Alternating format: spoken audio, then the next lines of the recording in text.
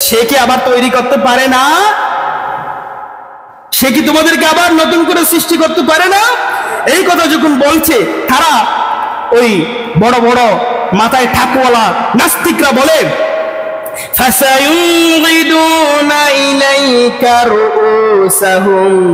মাথাগুলো নেড়ে নেড়ে আবার বলে, আচ্ছা সেগুলো কখন কখন আমাদেরকে আবার কবর থেকে বের করা হবে? নাস্তিকরা, মুরতাদরা, কাফেররা বলে, আচ্ছা আমাদেরকে কখন জীবিত করা হবে? আল্লাহ তাআলা বলছেন, হুয়া উল আসা আইয়াকুনা করিবা, বেশি দূরে নয়, অল্প সময়ের ভিতরে তোমাদেরকে আবার অল্প সময়ের ভিতরে তোমাদেরকে নতুন করে তৈরি করা হবে। আচ্ছা, আমরা যখন আমাদের কোন জিনিস মেকানিকের কাছে নিয়ে যায়, তখন আমরা দেখি সব পার্টস গুলো খুলে খুলে চূর্ণ বিচূর্ণ করে ফেলে। যেমন আমরা যখন গাড়ি মেকানিকের কাছে নিয়ে যাই, তখন আমরা দেখি গাড়ির চাকা থেকে শুরু করে প্রত্যেকটি বডি পার্ট পার্ট করে প্রত্যেকটি স্ক্রু আলাদা করে ফেলে। আমরা অবাক হয়ে যাই, আচ্ছা এত যে শত শত পার্টস গুলো সে কিভাবে করে অ্যাড করবে? কিন্তু ভালো একজন মেকানিক সে বলে, আমি তো নতুন এটা বানাইছিলাম, নতুন এটা ফিটিং দিয়েছি, সম্পূর্ণ যদি প্রত্যেকটা স্ক্রু খুলে ফেলি, এরপরও ওই মেকানিক আবার নতুন করে একটা একটা অ্যাড করে আমাদেরকে গাড়ি হিসেবে ফেরত দিয়ে দেয়। সুবহানাল্লাহ। যে মেকানিক সামান্য ক্ষুদ্র ব্রেন নিয়ে, সামানান কালিলা, ছোট্ট ব্রেন নিয়ে এত সুন্দর পার্টস গুলো সব খুলে আলাদা করে আবার নতুন করে আমাদেরকে ফিটিংস করে দিয়ে দিতে পারে, যে আল্লাহ একজন মেকানিককে, ছোট্ট একটা মানুষকে এত ব্রেন দিয়েছেন, সেই আল্লাহ কি পারেন না আবার আমাদেরকে নতুন করে তৈরি করতে পারে? ইনশাআল্লাহ। আল্লাহ পাক রব্বুল আলামিন বলছেন, শুনো বান্দা, তোমাদের যদি সব মাটি হয়ে যাও, নিস্তব্ধ হয়ে যাও, আল্লাহ পাক রব্বুল আলামিন বলছেন, যে আল্লাহ তোমাকে প্রথমবার সৃষ্টি করেছিলেন, সেই আল্লাহ তোমাকে আবার জীবিত করতে পারবেন। জোরে বলে সুবহানাল্লাহ। এজন্য বলছেন, সুম্মা ইউহয়িকুম, মৃত্যুবরণ করার পর তোমাকে সে আল্লাহ পাক রব্বুল আলামিন জীবিত করবেন।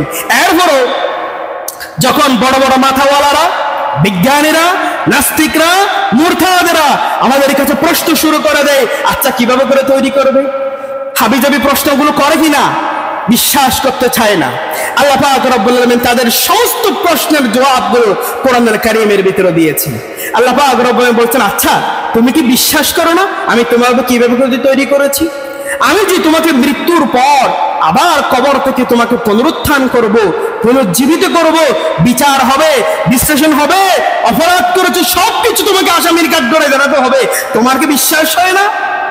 নাস্তিকরা যখন বিশ্বাস করতে চায় না, আল্লাহ পাক রব্বুল আলামিন তাদেরকে আবার দেখিয়ে দিচ্ছে, শুনো বান্দা, কোরআনুল কারীমের ৭৭ নম্বর সূরা, সূরাতুল কিয়ামার ৩৭ নম্বর আয়াতের ভিতরে আল্লাহ পাক রব্বুল আলামিন বান্দাকে জানিয়ে দিচ্ছেন, আলাম ইয়াকুন নুতফাতাম মিন মানিয়্যুমনা, বান্দা তুমি কি জানো না আজকে তুমি এত বড় একটা মানুষ হয়েছো, তোমার শরীর হয়েছে, অথচ আলাম ইয়াকুন নুতফাতাম মিন মানিয়্যুমনা, তোমার কি জানা নাই তুমি তো মায়ের পেটের ভিতরে সন্তান হিসেবে ছিলে না, মায়ের পেটের ভিতরে তুমি মানুষ হিসেবেও ছিলে না, বলাউ নুতফাতাম মিন মানিয়্যুমনা, আমি তোমাকে মায়ের পেটের ভিতরে এক ফোঁটা পানি আকারে রেখেছিলাম। সুবহানাল্লাহ।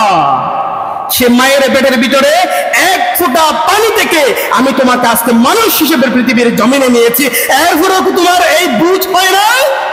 আল্লাহ পাক আরো দেখাচ্ছেন, বান্দা শোনো, ثم كان علقة فخلق فسوى, যখন মায়ের জঠরের ভিতরে এক ফোঁটা পানি থেকে আমি তোমাকে সুম্মা কানা আলাকাতান, তোমাকে আমি একটা ঝলন্ত রক্তের ঝোলাতে, গোশতের টুকরাতে পরিণত করেছিলাম, আজকে দুনিয়ার জমিনে এসে ফাখালাকা ফাসাওয়া, আমি তোমাকে কত সুন্দর করে সুসজ্জিত করে আজকে তোমাকে একটা যুবক আকারে তোমাকে পরিণত করেছি, তোমার কি মাথার ভিতরে এই ব্রেনটা আসতেছে না? এক ফোঁটা পানি থেকে আজকে তুমি সুসজ্জিত হয়ে গেলাম, পুনর্গঠন হয়ে গেলাম। আল্লাহ পাক রব্বুল বলছেন, ফাজআলা মিনহু যাওজাইনি যাকারা ওয়াল উনসা, মায়ের পেটের ভিতরে এক ফোঁটা পানির ভিতর থেকেই তোমাকে আস্তে আস্তে করে আমি বড় করেছি, তিল তিল করে বড় করে সেখানে তোমাকে আমি যাকারা ওয়াল উনসা, পুরুষ করেছি না হয়তো নারী করেছি। নারী এবং পুরুষ কে করেছেন? কথা বলেন, কে করেছেন? পৃথিবীর জমিনের কোন বিজ্ঞানী, কোন ডাক্তার, কোন ইঞ্জিনিয়ার, কোন বুদ্ধিজীবী মায়ের পেটের ভিতরে সন্তান আসার আগে নারী এবং পুরুষ পরিবর্তন করার সুযোগ আছে? কথা বলেন, সুযোগ আছে? আল্লাহ তাআলা বলছেন, বান্দা এরপরও তুমি কেন বুঝো না?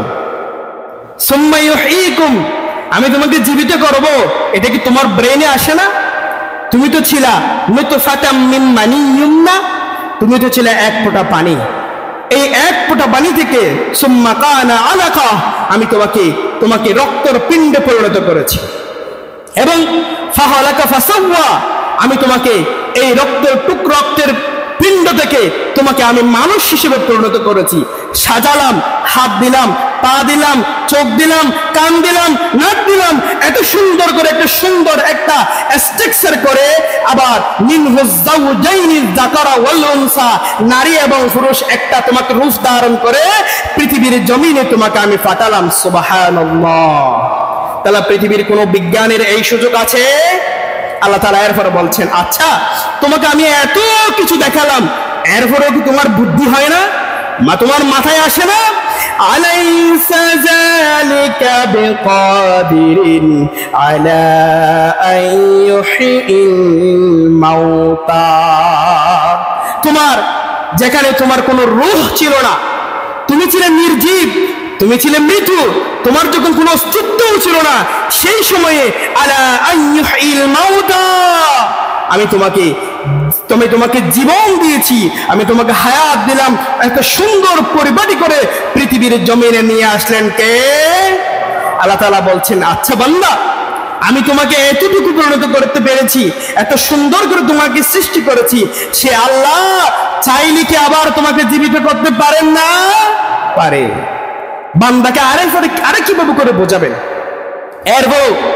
এরপরও একদল মানুষ, একদল প্রাণ এগুলো বুঝতে চায় না যে মানুষ যেমন তেমন করে অপরাধ করে। তারা মনে করে না যে আমাদের এই জীবন শেষ হয়ে গেলে আমাদেরকে জীবিত হতে হবে। আল্লাহ তাআলা বলছেন, সুম্মা ইউহয়িকুম, তোমাকে আবার আমি পুনরায় তুলবো। আল্লাহ পাক রব্বুল আলামিন বান্দাকে বোঝানোর জন্য বলছেন, বান্দা আচ্ছা এই যে তুমি কি চিন্তা করছো এই দুনিয়ার জীবনকে নাকি এই পৃথিবীটাকে এত সুন্দর করে সুসজ্জিত করে আমি সাজালাম, এবং এরপরে তুমি একটু উপরের দিকে তাকাও, এই উপরে আকাশ আছে, এই বিস্তীর্ণ আকাশ যেটার কোনো মাপকাঠি নাই, এই সুন্দর বিস্তীর্ণ আকাশটাকে আমি তোমার জন্য সাজিয়েছি, দেখো না তুমি উপরের দিকে।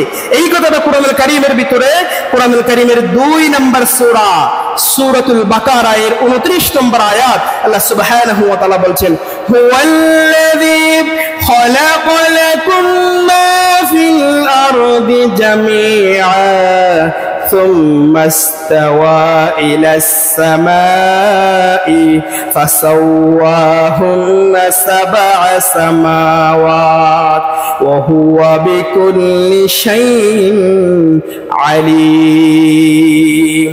আল্লাহ পাক রব্বুল আলামিন বলছেন, পৃথিবীর জমিনের যা কিছু আছে সব করে সুসজ্জিত করে আমি আল্লাহ পাক রব্বুল আলামিন বানালাম, সৃষ্টি করলাম।